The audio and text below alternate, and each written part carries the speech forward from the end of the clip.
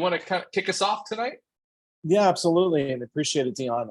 My name's Dan Dennehy Rodriguez. I'm the partner relationship manager for the club. And on weekends, I do racing myself. So I'm actually wearing my team colors with me, which is pretty cool.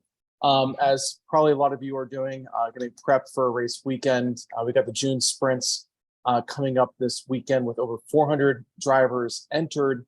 But we also have events like Nelson Ledges coming up with endurance race this weekend, and a ton of other opportunities through the club to get on track. And the purpose of what we're doing this afternoon is we're inviting our good friend Dion Vimolka to join us. And what we've been doing through Blaze Coaching is offering essentially that to our members. Dion has an extensive history in the car, but also a great experience in communicating with drivers and being a really exceptional coach. And I say that as a paying customer of Blaze. I was able to work with one of Dion's coaches last year at the runoffs. And in no small part, Chris Nunes helped me get from 21st to 14th in a very populated B-spec class. So this conversation tonight should be a really fun one. Dion and I worked getting some videos queued up to talk about and to share. And what we're wanting to do is talk through a couple different examples of things that we as drivers can be doing on track, both to get us quicker, but also for us all to have a much better time while we're on track. So with that kind of queued up, I'm very excited to listen to Dion because every time this man talks for more than 15, 20 minutes, I think he gives me about 2 or 3 tenths more speed on track. So Dion, careful, kick it off. Shut up for a while then. No, but let's Awesome. let Dion kick off. And again, Awesome. one of the things that's cool with Dion is very much take him up on his offer. He loves questions and answers, and it's been a real privilege to be able to pick his brain a time or two. So I'm excited for everyone on the call to have that same opportunity. So go ahead, Dion. Yeah, absolutely. Thanks, Dan. And building on that, I think oftentimes the best coaching moments come from answering questions. So like I said, feel free to ask me as many questions as you've got. So just setting the stage here, super high level. My background is I've been racing for 20 years. I was fortunate enough to have a 10-year pro career in IMSA WeatherTech, won the Daytona 24-hour, won the Sebring Taller a couple times, drove for Audi, did DTM testing. And I started this company, Blaze, 3-4 years ago. And the whole premise was really surrounding it's hard to find quality coaching in our sport. Who are the right people that really know what they're talking about, and how do I access them? Good coaches are really freaking expensive. And our core belief is coaching needs to be personalized. So as much as we want to go watch content and YouTube videos and all that type of stuff, for me to really help you, and when I say me, I mean a coach, I need to look at your driving in your car on a certain racetrack and build it off of. So at Blaze, we do one-on-one coaching. I personally curate every single coach on our platform. We have people like Ricky Taylor, Joseph Newgarden, Chris Nunes, who you mentioned, fantastic drivers. You send in your video, you build like a full relationship with the coach, and we go through your video detailed, your data detailed. We can do same-day analysis. I'm working with actually a few drivers at the June sprints this weekend. They'll send me their videos on Thursday, Friday, get coaching sessions back those nights. And you build a relationship with one of our coaches through our iOS mobile app or through our web app as well. So I'll have links at the end that'll be hopefully helpful. We also have a ton of free content on our website. So if you just want to go and learn, go to blaze.io, go to Find Car Racing blog, and there's a ton there. We do free newsletters. Enough of that. Let's go ahead and dig into it. So I've got a really, really short presentation, and then we're going to go through some videos here. And I think we can get through tonight pretty quickly, but definitely want to have everyone ask me as many questions as we go throughout the evening. So the premise for tonight is digging into a little bit more about racecraft. And understanding the best principles, and everything about racecraft is learnable. But it's often overlooked. Most of us go through a quick racing school and then we're sent off, and it can be hard to know where to place the car or how to think about things. So what I want to do is give you sort of an algorithm of sorts, something to have in the back of your mind so you know you're making the right decisions on track. The number one rule that I coach in racing when it comes to racecraft is assume that they do not see you. This is probably the most abused rule that I see in grassroots racing, and it stems from watching pro racing. And this is probably the biggest difference between pro racing and grassroots racing is we watch Formula One, we watch IndyCar, and we see those drivers doing things where they place the car, the timing of their overtakes, and it's all because they have a deeper trust of one another and that other driver's ability to have situational awareness of what's going on. When I come and do any type of grassroots racing, this is what I do myself. So everything I'm coaching tonight, I want to be clear, is not SCCA mandated. Dan didn't give me a list of things to talk about or to coach. I'm coaching you literally how I coach anyone that I work with, and also how I would drive any weekend. So anytime I'm racing in grassroots racing, I find I'm actually probably more conservative than 95% of the grid because I assume that no one sees me. We're going to build on that a little bit later. The second major rule here is it is the responsibility of both cars to make a safe overtake. It is not solely up to the overtaking car to have responsibility for a safe overtake. This is one of my pet peeves and a lot of rule books in amateur racing. I think the one thing that SCCA has done actually a really good job at is editing out the that one term in the rule book, which is, it's the responsibility of the overtaking car to make a safe overtake. That is a complete and utter bullshit rule that gives a lot of people the defensive openness to be a little bit aggressive. So I take direct aim at that. And it's something that we used to have in pro racing. And just that little nuance change that it's on both drivers has really changed the world in pro racing. One of my favorite quotes is sort of Chip Ganassi when he tells every one of his drivers before the Le Mans 24-hour is the only incident that is not your fault is if lightning hits the car. Everything else is your fault. I don't care what happened or how you got taken out or who hit you, it's your fault. And that's how I think a lot of us should be just structurally thinking in racing overall. And I think it would kind of make a lot of us more conservative here. So those are my two main rules to build off of.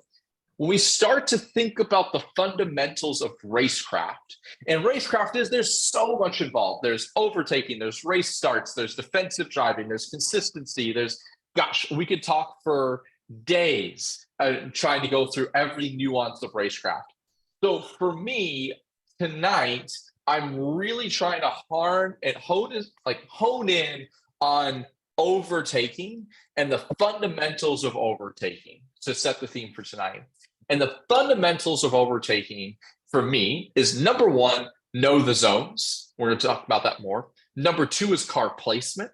Number three is it's really counterintuitive to make safe overtakes. So we're going to really talk a lot about that counterintuitiveness. And number four is decisive. We have to be decisive. So these are going to be the four sections that we're going to really focus on breaking down tonight. So number one, knowing the zones. For me, racecraft starts before you ever have turned a lap that weekend. It starts in your race prep. For those of you that do any race prep, hopefully a lot of you do tonight.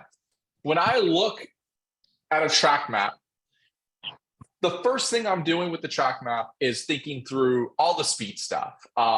Exit speed corners, entry speed corners, where the minimum speed areas come. If all of that sounds like gibberish to you, I'd highly suggest reaching out so we can help you with speed stuff. Because the nice thing here is the faster you go, the higher up on the grid you are, the more around better drivers, the better all of this gets. It's kind of a self-fulfilling cycle.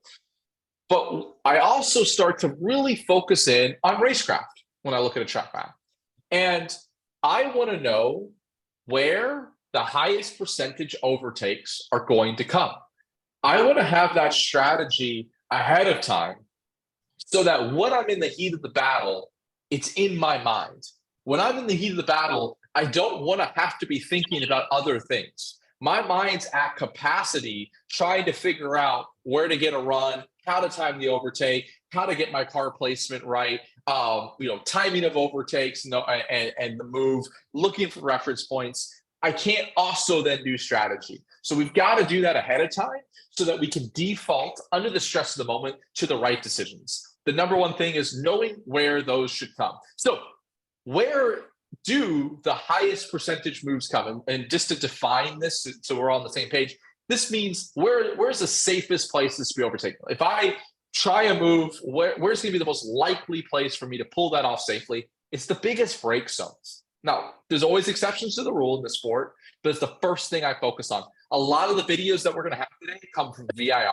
Now, hopefully a lot of you are somewhat familiar with VIR, and we can kind of go through a little bit of an exercise here. But immediately, when I think about VIR, the biggest break zones, turn 1 and turn 14, immediately are the best two overtaking zones on that racetrack. There's no secret behind why that's the case. So there's no coincidence there, I should say. When you have a longer time to decel, you have a longer time to make that safe overtaking to get the right car placement, which is what we're going to get into. The last thing, and this is very nuanced, but if you can understand this, it's going to make all of your overtakes a lot easier to pull off. And it's how pro drivers think about overtakes. And I find it's probably the number one area where pros and grassroots racers differ. Good overtakes come from getting better exits, not from outbraking someone. I'm going to say that one more time. Good overtaking moves come from better exits, not from outbraking someone. Now, what does that mean? We're going to have some video of this a little bit later to break this down. Obviously, if I'm going to overtake someone, I have to break a little bit deeper than them to get to get by them, right? So like, what the hell are you saying, Dion? What I'm saying is, if you can get a better drive out of a corner, get a draft, get alongside them, before you ever even get into the break zone, you're alongside them. Now, that overtake is relatively easy. You're not having to break super deep and come from far back. You're already alongside them, break where you normally break or a little bit earlier, and the corner is yours. Where risk gets much higher, and this is true for trying to go faster, and this is true for overtaking, is when we have to break late to make something happen. So when I'm coaching a driver to go faster, the very last thing that we work on is braking later. In fact, I almost never talk about braking later because most drivers that we're coaching aren't ready for that last little bit. When I'm coming up to speed myself, I focus on corner exit. I then focus on brake release. The final thing that I focus on is braking later. When it comes to overtaking, the last thing I'm trying to do is outbrake them, is trying to come from 2 car lengths back or 1 car length back. Why is outbraking always the last thing we work on, whether it's overtaking or speed? It's because it's where we're at the highest risk point. If I'm braking and I'm braking deep and I'm in too hot, there's nothing I can do. I'm along for the ride. If I can get a better exit, get alongside them, and I can focus on maybe my brake release to roll a bit more speed to make the overtake happen, I'm in control. I've got the ability to always add brake pressure to slow down if I need to sort of get off the line or move off the line. I've got options. When I'm at threshold braking, just trying to get the car to slow down, I've got no options. So that's why it's the last thing. So if you can always think, you're struggling to overtake someone, focus on that drive out. Focus on that exit. Don't be focusing on outbraking them. Hopefully that makes sense. Let me pause here for a second. Any questions so far? We're going to get to a lot of video of breaking all this down, but any questions so far? We all good? All good? Cool. Moving on. Number 2, car placement. This is the most counterintuitive part of racing. And this is probably where I see the most consistent mistakes. So in racing, most of us, not everyone, we're polite people. We want to get through the race cleanly. So we come up to the car, we're trying to overtake them, and hey, I don't want any incidents. Let me just give them a lot of room. Let me move all the way to the inside. Let me give them a car width and a half, 2 car widths of room because I'm a nice guy. Makes sense, right? But now you've just placed your car in the worst possible situation. Why? Think about this on the highways. So there's a 3-lane highway, if I can talk tonight. Let's say we're driving all the way in the left lane, going fast, and someone's going to pass us in the right lane. Now, if they're in the lane directly next to us, they're in our mirrors. We can hear them. We can almost feel them. There's that 6th sense, right? When they're right next to us, they're way more obvious. If someone's overtaking us, but they're one extra lane over, do you see them in your side mirror? No, not there at all. Do you hear them? Probably way less of a chance of you hearing them. So when you have moved farther away from the car you're overtaking, you now place yourself in their complete and utter blind spot. So number one, you now make yourself way harder to see. Number two, not only now that you're harder to see, there's a much higher chance of them turning into the corner, not having a clue you're there. Now we think about the sort of impact. We always have to have this conversation that there's gonna, at some point in our careers, we're gonna have some part of impact. It just happens. If we have our cars directly next to that car, and let's say they still don't see us, this is gonna be a relatively minor little, hopefully a little brush. If we're farther away, we have a lower chance of them seeing us, and they turn in, this is gonna be a much bigger impact than this. So you've made yourself harder to see, which then makes the chance of them turning in and not knowing you're there much higher.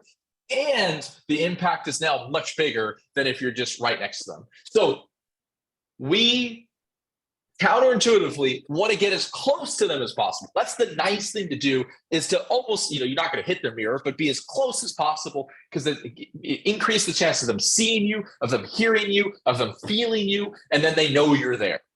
Now, with that, talking about earning space, and this to me is probably the most important part, and this comes back to car placement. I need to get up to it. I probably coach this maybe a little bit more conservatively than some rule books will say. So there's a little bit of argument space here. So there's a little bit of nuance here. I think it's always important to acknowledge that. The way I like to coach it is for me to earn space, meaning I've earned the right to sort of turn into the corner and have room to the apex or room to the outside of the corner. That car that I'm overtaking, or maybe if they're trying to overtake me and they've earned my respect to sort of give them room, is I need to be up to their door before, I'm going to repeat this again, before the turn-in point. If I have not gotten my car all the way up to their door before the turn-in point, and this is, again, there's a little bit of wiggle room here, whether maybe it's the rear tire, maybe it's, the a little bit more, a little bit less. This can depend on the series. This can depend on who I'm racing with, but I'm just going to have that default to their door before the turn point. I have not earned room to this corner, and I'm going to bail out of this overtake. If there's one thing from tonight that we can all just take away and live by, if it was that, we would probably see 90% less incidents in our sport. And I'm not exaggerating, 90%. Most of these come from this sort of range here. So this kind of comes back to what we talked about at the beginning, where it's the responsibility of both cars. If I'm being overtaken and the car that's overtaking me gets up to my door, they have earned a car width, and I'm going to call it 6 inches worth of room. So if they're overtaking to the inside and they've gotten to my door before the turn point, I can't just turn down on them. I have to give them that car width in 6 inches. That doesn't mean I just give up and give them the corner. No, I can go around the outside here. I can try the over-under. I'm not going to make it easy. I can defend. I can do all of that. But once they've gotten there, they've earned that space. I'm going to give them that space. Same thing if they're on the outside. If I've defended and they go to the outside, I'm going to give them a car width in 6 inches all the way around the corner. I think this is also one of the biggest mistakes that Formula One makes, is you see this all the time, where drivers will just like pin it in there, and then their car is on the outside and the inside car just like drives that car off the racetrack. That shit's not cool. Like that should not be legal in Formula One. It's not legal in IMSA. It shouldn't be legal in any pro racing. It shouldn't be legal in any grassroots racing. So if that car runs around the outside and they're around the outside, they're up to your door around the outside, they've earned a car width in 6 inches to the outside of the racetrack. I'm going to give them that space around the outside. We're about that video. So this sort of car width in 6 inches, if you get up to their door, if they get up to your door, that is how we race each other cleanly. All right. That's how we earn space. Now we're going to talk a little bit about why that's the case here, using some video examples soon. The last thing before we move over to videos is just talking to anyone that's in a slower class car. Maybe you're, starting to get your feet wet in wheel-to-wheel racing, and we're not quite up to the speed of the leaders. it's really easy to be too nice on this racetrack. It's really easy to say, oh, there's a faster car coming up behind me. I don't want to ruin their race. Let me move over. Let me let them by. Which is, again, we're all nice people in this sport. Don't be that person. Everyone I coach, I always say you kind of have to be a little bit of an asshole out there. Now, that doesn't mean that you're blocking them. It doesn't mean that you're going to race them. It means make them do the overtake. So if they're coming up to lap you or a faster class is coming, don't be nice. Drive your lines. Be on exactly where you want to place the car, drive your lines, and make them overtake you off the racing line, right? If I'm getting lapped, hey, I'm going to give you respect. I'm going to give you room. I'm not moving off the racing line. You go off the racing line. If you get that up to my car width or up to my door, make it happen. One of the things I might do is maybe I'll lift off a little bit early into a brake zone to let them pass me. But I'm not trying to make the overtake happen for them. I'm not trying to get off the racing line because I don't want to ruin their race or get in their way. No, I'm going to drive my line. I might lift a little bit early, but I'm going to be a bit of an asshole, a little bit selfish, make you make the overtake. And that's going to be, again, if we can just fix that, we're in a much better position as well. So that's the really quick presentation here. What I want to do is just switch over to some video examples of good overtakes, maybe not so good overtakes, and we can kind of really dig into this a little bit. As I switch over and work on getting up some videos here, I've got my notes as well. Any questions so far? If you've got questions, feel free to kind of unmute yourself, or are we all on the same page so far? What do you think so far, Dan? Let me see here. Please. There we go. Now I'm able to get my mute off. Yeah, I mean, yeah, Dion, I couldn't agree more with everything that you're saying. I was just having a conversation with one of the guys who will be in my car this weekend doing our 14-hour enduro, and he's got years of experience in autocross and time trial. This will be his first time doing wheel-to-wheel driving, and we're talking through how to pass and how to be passed. And he trying to be a conservative driver expressed, yeah, I'm going to give everyone all the space in the world. And his name is Brian. I go, Brian, absolutely not. You won't. You're going to stay on the line. The line is a line is a line is a line. And it's you have to not necessarily be selfish, but self-interested by never deviating from the line, right? And the reason for that being is that if you stay on the line, then to that passing driver, you're predictable. If you're predictable, you're safe. And that allows multiple classes and multiple paces of driver to coexist at once. And that's one of the features of the SCCA is that when you race with us, typically at a regional or even all the way up to Hoosier Super Tour level, unless you're in a Spec Miata or Formula Enterprise 2 class or surf, expect to be multi-class. And when we share the track with one another, about being predictable and self-interested is how we keep from accidents. And I love that idea of a car's width plus 6 inches, because as everyone from the club will say, we all read from the doctrine of popes, and the vortex of danger is a very 100%. Real thing. And if you are too far away from the driver you're passing or being passed by, then you're in the danger zone. Ken, I think you wanted to jump on and ask a question. So feel free to ask away, my friend. Well, it's really to that point of staying online. I definitely get that if you're in a single class racing, but some of the categories like the GT classes, you have GT 1, 2, 3, where you have these huge speed differentials, 30, 40 miles an hour on a track like Road America. And it just seems like there you're better off to go offline and stay offline, because there are cars that maybe are 100 yards behind you and they're, coming up on you awfully quick. Yeah, great question. And I love that you asked. It's actually even more important for your class and those classes to be on the racing line, to be predictable. And trust me, coming from an IMSA background, we have prototypes and all this. So like multi-class racing is what I know the best. When I'm in a faster class car and I'm gaining on someone 30, 40 miles an hour speed difference, I need to make sure that they are going to be predictable. I'm thinking through where are they placed in the car, what are they thinking, and they need to be driving their own car. As soon as you start to become unpredictable, you come off the racing line, move away. That's where I'm not expecting that as a faster class car, and that's where incidents happen. I commit saying, "Hey, they're placing the car there. They're setting up for turn 3 brake zone. Let's talk about Road America, right? Coming into turn 1, I know that you're going to be all the way to the outside of the racetrack. I'm coming with 30, 40 mile an hour difference. If you all of a sudden say, oh, wait, I'm going to let them by, that's where the kind of the miscommunications happen. And that's where big incidents happen. So being predictable, driving on the racing line, the faster class car knows then where to place them or where you're going to place the car.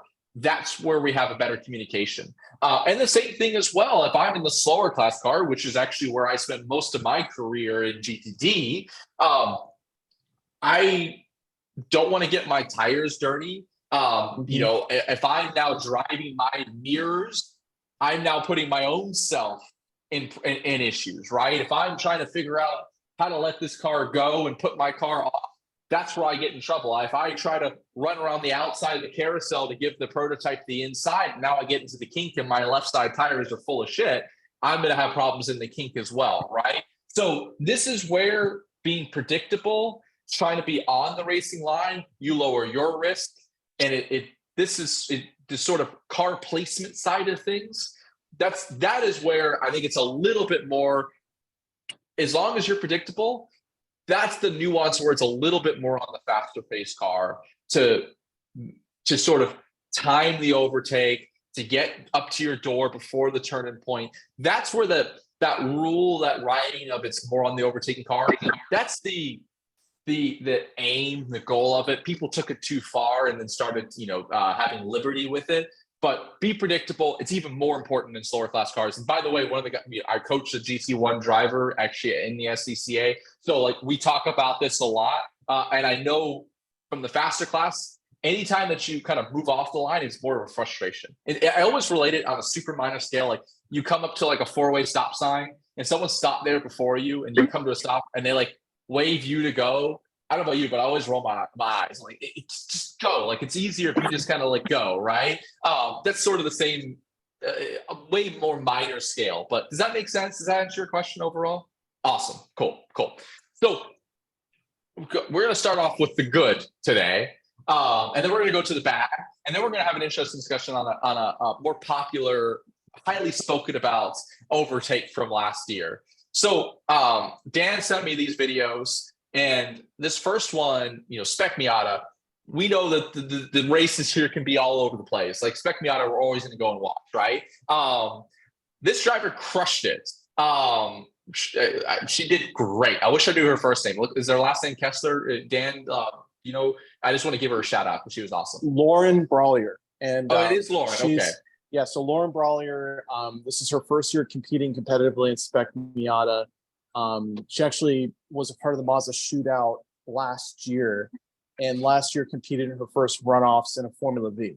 And so she's going from momentum car to momentum car, but as we all know from the club, the SM field is huge and stacked. And she put on a really strong clinic this past Hoosier Super Tour, or maybe it was a regional race, but I think she passed 30 cars in her Sunday race and really did a great job of communicating while in the car with her classmates, which made a big difference. And coming from someone who competed in B-Spec, you see a lot of the hand gestures and the cooperation. It was pretty cool to see her put on a class. Awesome. I'm glad you got her name out there because I wanted to give her a shout out. And so I watched this whole race. And what stood out to me is she passed 30 freaking cars in 10 laps.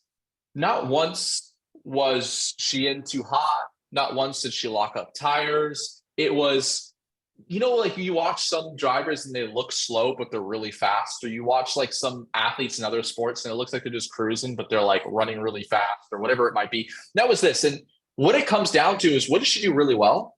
She focused on the exits. So, for example, here, this is going to show you if you can get good exits, how easy overtake comes, right? Comes out here, out of VIR, comes boom, driving out the front straightaway, gets a really good exit here, nice and smooth, lets the car be free, gets the draft.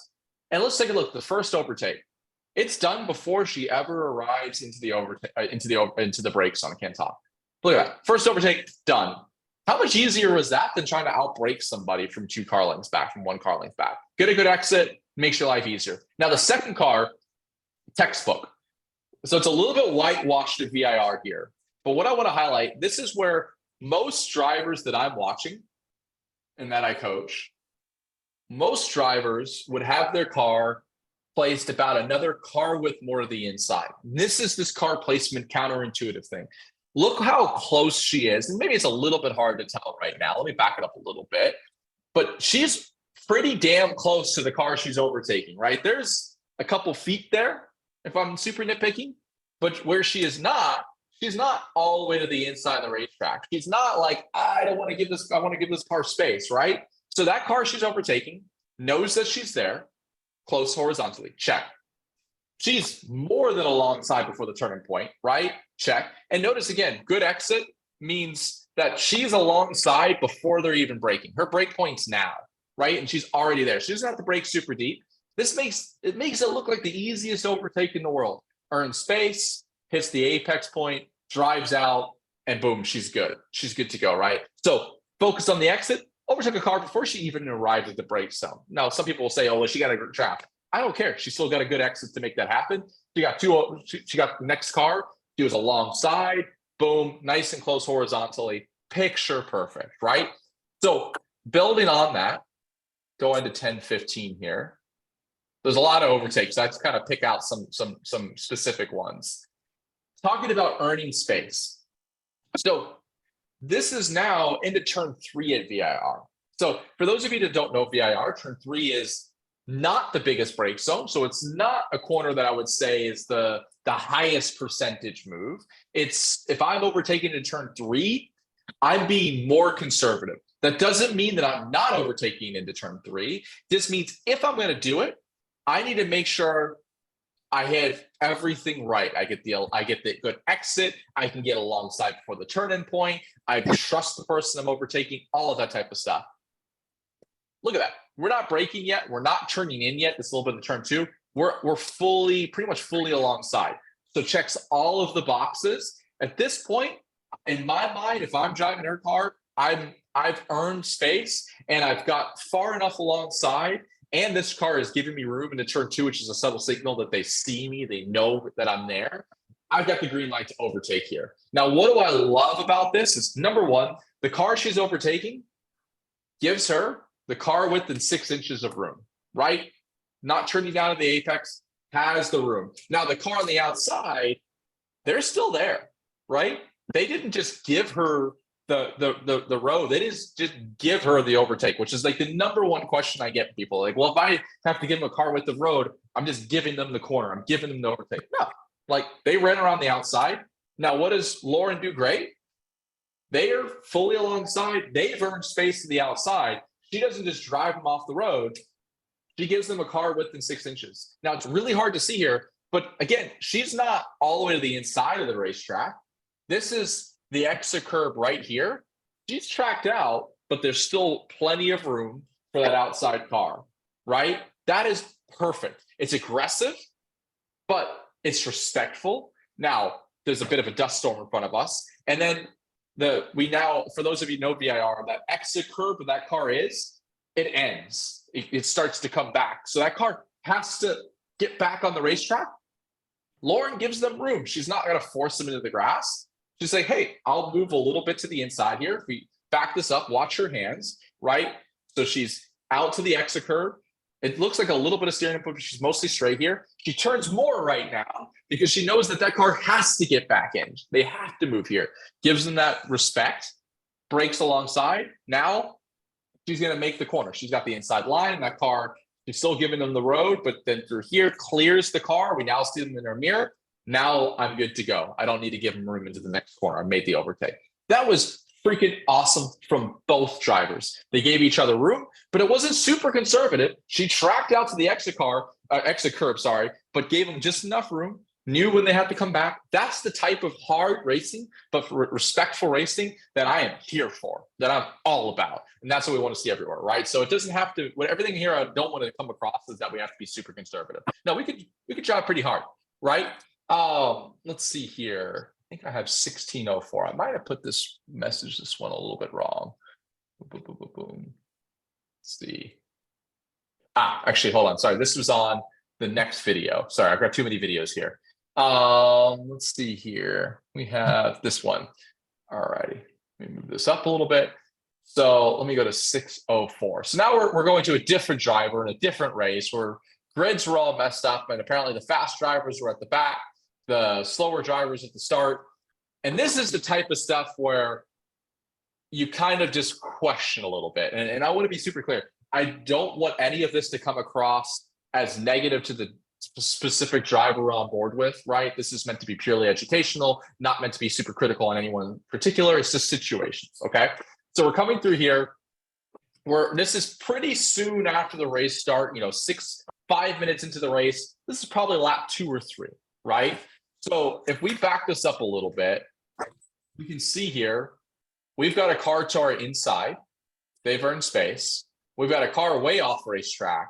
We got a car right in front of us. So immediately right now, what I'm thinking about is this person probably doesn't see anything. I'm concerned about them just coming right back on the racetrack. I can't just turn into this corner. I've got a car in front of me. This is not a great situation to be in right here. So everything I'm computing in my mind is less about how do I get past the car in front of me at this moment. It's more about how do I survive this moment. So now I start to see, okay, that car isn't just, the car off in the grass isn't just coming back in, right? They're sort of driving off. So I'm a little bit less concerned about that. I've got a car on my inside here. They've earned space, right? Our driver really didn't give them any space. If we kind of look in our mirror, let's back this up. Let's look at this. Look right here. That car is there, right? If we back this up even more, I think we can all say they've gotten up close and like alongside enough before the turning point to earn space to this corner, right? Then if we kind of play this forward, our driver is a half car width off the apex curb here. They did not give a car width and a half of room. That car is still there. We kind of just close down in on them. There's probably a little bit of contact. If there's not, there's really lucky, because it would have been really easy for that car on the inside to hit the curb, and that curb can make the car understeer. That could have knocked both of them off here. So this is just like, why? This is kind of when I look at this. Like, if I'm coaching this driver, I would have been like, we're really lucky. I'm glad we didn't take each other out. This is just one of those times where you came out ahead, right? You didn't get taken out. They didn't overtake you. So this is one of those moments where we think we won. We think we did the right thing, but I would have done the opposite thing. This car probably would have overtaken me in this corner. 8 out of 10 times, this probably would have ended up in an incident. This is one of those lucky times that it didn't, but see how, we start to think about that. I've got situational awareness. Oh, I've got to give them room. I'm giving them room. How are we giving them room? And maybe if I gave them room, the car width, I would have given them more room. Maybe I would have just had a safer run through here and not made the overtake happen. But it gets a little bit more interesting here. So remember, we're lap 3 or so right now. We've got a bit of a cluster in front of us. Let's just watch what happens here. So no drama. Our car just overtook like 4 people. We're probably thinking, all good. This to me is a sort of like, why? Is it worth the risk to have our full car in the grass right about here, right? They do a good job of keeping their hands straight, and they're probably not aggressive on throttle. This is just sort of risk reward, like, maybe this is not even worth talking about. Maybe this is super rare, but I just wanted to call this out. And just like, this is the type of stuff that it's like, we just all need to have an algorithm in our head. It's like risk versus reward. We see Tony Kanaan putting the car 4 wheels off at the Indy 500 with like 50 laps to go. There's a little bit of a different situation. This isn't the, 20 laps to go at the Indy 500. This is one of those situations where I would not have done that. Granted, I wouldn't have overtaken these 3 or 4 cars here. So they did get ahead of this. They made it work for them. I wouldn't have done that. But again, 8 out of 10 times, 9 out of 10 times, this is a good ending. This is one of those 10% of times that it was a good ending. They got a little bit lucky. So hopefully, Dan, hopefully this is making sense. Hopefully that's actually a helpful thing to talk about. This is one of those things where it's like, hey, have a little bit of common sense is helpful in these situations, right? Yeah, what's interesting about the video you're showing is this is in car from Danny Stain, who's a very well-known spec Miata. He also runs, I think, an STU in a Miata as well. And even in this video, he is self-coaching, saying, made mistakes, communally we made mistakes. And he's a great example of someone who really has taken on the craft of driving later on in life and takes it very seriously. And so I appreciate very much watching his videos, because a lot of times he does some incredible things. Other times, I'll be the first one to tell you he makes a boo-boo. So yeah, absolutely. And again, look, this isn't meant to be critical to him in any way. He's a great guy, and he'd be the first one to want this to be out there for that purpose. Cool. Awesome. I love that. And I think the self-critiquing is a big thing, just having the ability and confidence. Like, I do that all the time. I've made so many mistakes in my life, man. I've crashed out of pit lane. I've done a bunch of stupid shit on a racetrack before. So I hope that this is all coming across constructive and not at all negative, but that was just one of those things. And I'm glad that I think we can all learn from that as well. So moving on, one more situation here that we got into, and we're gonna go back to turn 3 at VIR. All righty, let's go to 1241. So we've got a race start here. Race starts are always more complicated, always more intense, always harder to get right. So we're talking about turn 3 at VIR, and we're talking about earning space in the corner, okay?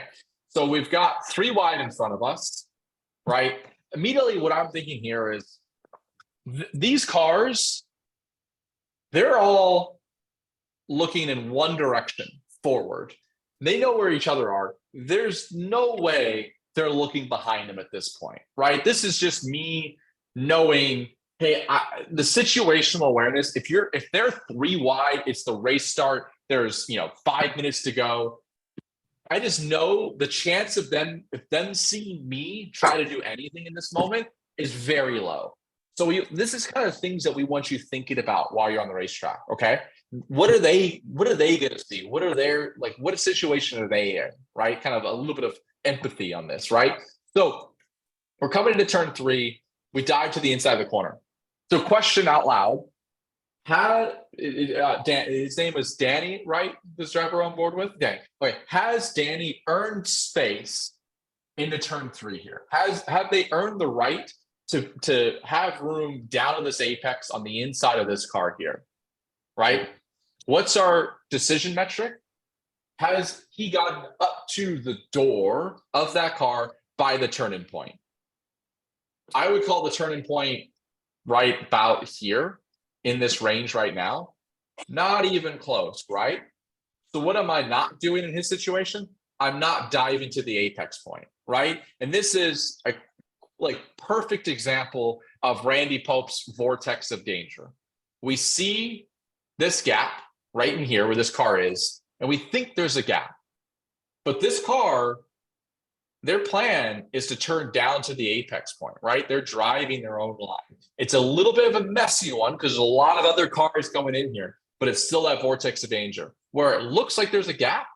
So we go for that gap, but that car has to commit. They have to turn down. Remember, there's a car out to the outside as well. So what happens is that gap closes real fast.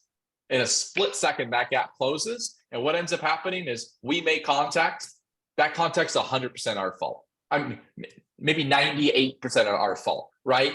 Chip Ganassi always says, any contact is both drivers' fault or your driver's fault. So Chip Ganassi still would have blamed the person that got hit here, but they're more of an innocent bystander. We didn't earn space there. We shouldn't have had our car there. That car turned down thinking that they had the room, and that one's on us. So that's a back-to-back example of a good overtake in turn 3 and a not so good overtake in turn 3, and it reverts back to: did I get alongside them before the turning point? Did I not get alongside them for the turning point? Okay.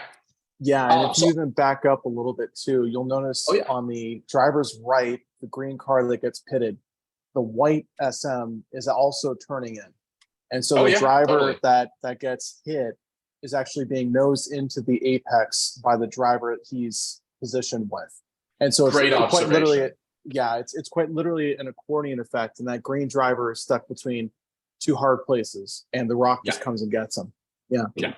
Yeah, great observation. I missed that even. So yeah, absolutely. And that's, look, race starts are always really complicated and they're really difficult. Like, again, I've made the same mistake 1,000 times before.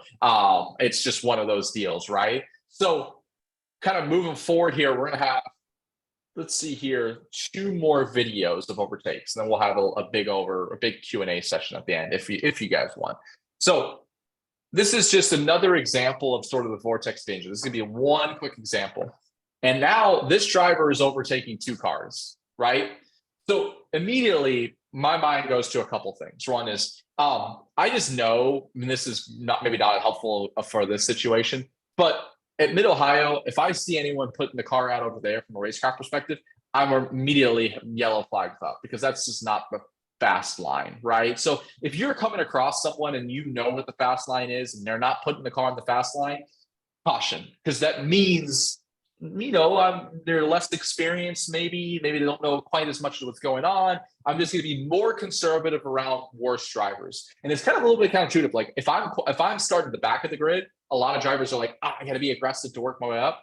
Man, I am super conservative because I trust no one. The higher up on the grid I go, I typically start to trust drivers more and more and more. Super nuanced there, a little less important here. But number 2 is, if I am coming up on cars that are battling each other hard, I'm also super conservative, because the chances of them seeing me is super low, right? This lead car is looking at this red car. This red car is looking at this lead car. They're probably not ready for somebody else to be coming, not expecting someone else to be coming. So a couple of reasons here where at this moment, I'm super conservative. Now, this is the perfect example of a vortex of danger, right? So the overtake on the red car, totally fine. Right, this is a good overtake. There's wider distance here. This is one of those exceptions to the rule where like that car is just like way off the racing line. So I'm not going to like chase them out there. I'm going to drive my normal racing line. Totally fine. We're alongside before the turning point. All of that looks good. Where our driver gets in trouble here is they're greedy. They see all of this road here. They've got to know that this car is going to be coming down on them, right? They're going to be turning in. They're not placing the car way over there just to give you road. No, they're battling for position. He doesn't know where to place the car. So this is just one of those like situational, like read the room type of things. That does take some time, but a lot of it's just coaching, right? Having someone review your videos and catch this thing early. Because what ends up happening is this driver goes for it, realizes that car is there, and gets really lucky that it didn't just T-bone this car, right? Super lucky that it didn't T-bone this car. This is the vortex of jerk. Really late, hard on the brakes. They're hard on the brakes. They turn in. This is that situation where if you brake really deep, there's nothing that you can do. If that mini turned any harder, our driver had no options. They were going to hit them. They are full turn, threshold braking. They can't do anything with the car. We avoid the incident because we got lucky. But this is one of those things about Racecraft where if we don't have an incident, maybe we don't realize that that was a problem, that that was an issue. And the number one thing that I preach to, when SCCA brings me on to do some consulting and help you all with kind of rule books and coaching or any other organization is Racecraft coaching needs to be proactive, right? If I had seen this driver's video from other races, I probably would have been able to see this early, talk to them about how do we overtake correctly, what's the problem, and what would have happened is we would have avoided a later incident that looks like this, right? There is not a big difference between almost flipping here and what happens back in here. Not a big difference at all. Very different results. Very different results. That incident, I guarantee you, I haven't seen this driver's previous race, but I guarantee you, if they had been seeking coaching, and I don't want this to be a sales call for coaching, that's not what I want it to be, but if they've had a coach that was working with them, they would have identified these issues early on. They would have been coached to how to avoid them, and this would have been an accident avoided. So even if you have never had an incident before, if you feel really safe out there, when it comes to wheel-to-wheel racing, it's counterintuitive. There's things happening that maybe you don't even realize. You're placing your car where you think it's safe, but it's actually in a bad place. Find quality feedback, right? Quality feedback on this stuff, because being proactive is really, really important. And it's going to save you thousands and thousands of dollars in car repair and missed races and all of that shit. It's going to be the cheapest way for you to go faster and keep safer on the racetrack as well. Like, that's the kind of the evidence here of what we see. Literally from one corner to the next, same mistake, very different situations. And that kind of goes back to the previous video where, hey, the driver made a mistake, but passed 4 cars. So it makes it really hard for me to say I wouldn't have done that, or that wasn't a good decision. But this is the type of things where 9 times out of 10 it's going to result in a bad. And those, these bad results, like that takes you out of the race, right? I'd much rather be a little bit conservative, finish 6th, but finish the race versus taking myself out, right? The final thing, and this one's a little bit more of a fun one that I want to end with. One more analysis here. And I didn't tell Dan I was going to do this one. This one comes back to the runoffs from last year. Wait, no, hold on. This is the wrong video. Where is that? Add that one up. Give me 1 second here. It was the runoffs from last year. There's a lot of controversy on that overtake. Do you know which one I'm talking about here, Dan? I'm imagining it rhymes with GT2. Yes, exactly. That was, sorry, give me a sec here. I had it up and then I've now since lost it. Let me see if I can find it again on YouTube. So it was FCCA GT2 runoffs finish, maybe. Think that'll come up with it? Yeah, and there's actually here we go. I got it. Yeah, there's a condensed version because someone just grabbed the ending between Danny and Andrew. Got it. So you get to it pretty quick. Awesome. Let me just sorry, I don't know what happened here. Technology sometimes, but let's just take a look here. This comes down to, so this was a pretty famous incident from this last year. Here we go. Hold on. Here's the replay. Let's see here. Okay. Can you all see this, by the way? Yeah. Okay, cool. So we're coming in. This is into turn 14 at VIR. So this is a look at it. This is let it play. This is for the win at the runoffs. If I'm correct, the car that made the overtake technically won on the racetrack. Did they get a penalty, Dan? I'm not even sure what the end result was. They did. Okay. And correct. They did get penalized, and then Danny got moved to either P3 or P4 as a result. Okay. And for context, there was a lot of controversy over, and I saw this all over Facebook everywhere, whether he should have got a penalty or not, whether this is a clean overtake or not. We've got one great criteria that we can look at, and it's a little bit of a weird angle here, but was he alongside by the turning point, right? And I would call the turning point right there. Not even close. Like, not even close. To me, this is like the most, like, if you go ask any pro racer, if you showed them this video, like, the most obvious penalty, not a clean overtake that I've ever seen. Like, it's just cut and dry, not a debate.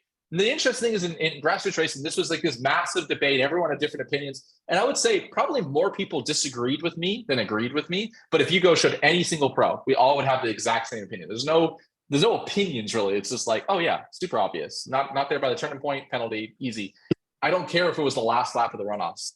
I don't think rules, and maybe this is a little bit more of an opinion, I don't think rules should change if it's the last lap of the runoffs versus any other lap at any other time. It's the rule's a rule, and we should all respect each other. So that one I just wanted to kind of highlight because I knew there was controversy. I thought that was really obvious. Cut or dry, revert back to the turning point. Where were you on the turning point? If you were there, earned space, great. Weren't there, didn't earn space, that's a T-bone, big a T-bone as it really gets. At least that's how I saw it. So that's what I have for you tonight. Hopefully this has been helpful overall. Hopefully this wasn't just a long ass boring lecture. Any questions for me overall that we can kind of dive in, or is that all making sense? All good? Cool. Awesome. So I know we got a recording of this. We'll send the recording out. For those of you that are interested, I'm going to send a link in the chat here. This is links to our website. If you want to learn more about race coaching, getting coaching, all that type of stuff, click that link. Essentially, the way we work is we do everything from coaching you on speed to coaching you on Racecraft. You get connected one-on-one with one of our dedicated coaches. You meet them. You can chat message with them. You send your videos, whether it's race videos, video and data, any camera, any data system.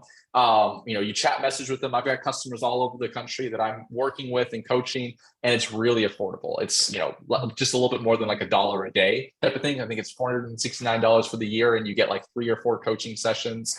We do live calls every other Tuesday night. We have track guides, we have content, we have support, all of that type of stuff. You get a full-time dedicated coach, and it worked really, really well. So if you're interested, check it out. If we can be helpful, my personal email address, I'll send it in the chat as well, is dion@blaze.io. If I don't honestly, if we're not for you, I don't care. If I can just be helpful, reach out to me. That's my personal email address. If you have questions, anything I can do to help, I'm here. We want to be part of the community. We want to help the community. We want less crashes and more green flag racing, so we all have a lot more fun. That's why we're here. And Dan, thanks for having us. Yeah, absolutely. And everyone on the call, something that's important within the club is that we help one another. So one of the best gifts that I've given personal friends actually has been Dion's coaching.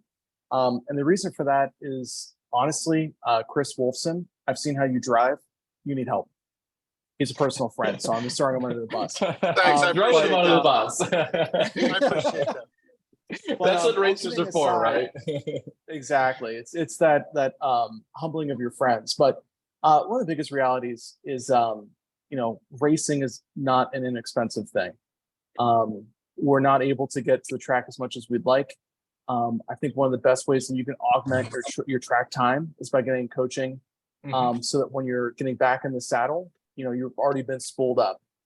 Just to replay what Dion was saying at the very beginning of the call, when you look at your track layout to already be strategizing, and if you're going to a track you've been to before, I know the coaching that I've received has been super helpful to get me sped up, because I'm not someone who can afford test time. Typically, my test time is qualifying. And think about this whenever you're connecting with friends. If you're seeing, people who might benefit from this, the reason why we work so closely with Dion is that he's been a great partner, and he is not joking when he says that it's inexpensive. Definitely take him up on his offer. So Dion, thank you so much for making the time available. Of course. Kelton, Kathy, Chris, Ken, thank you all for coming. Triple K and C.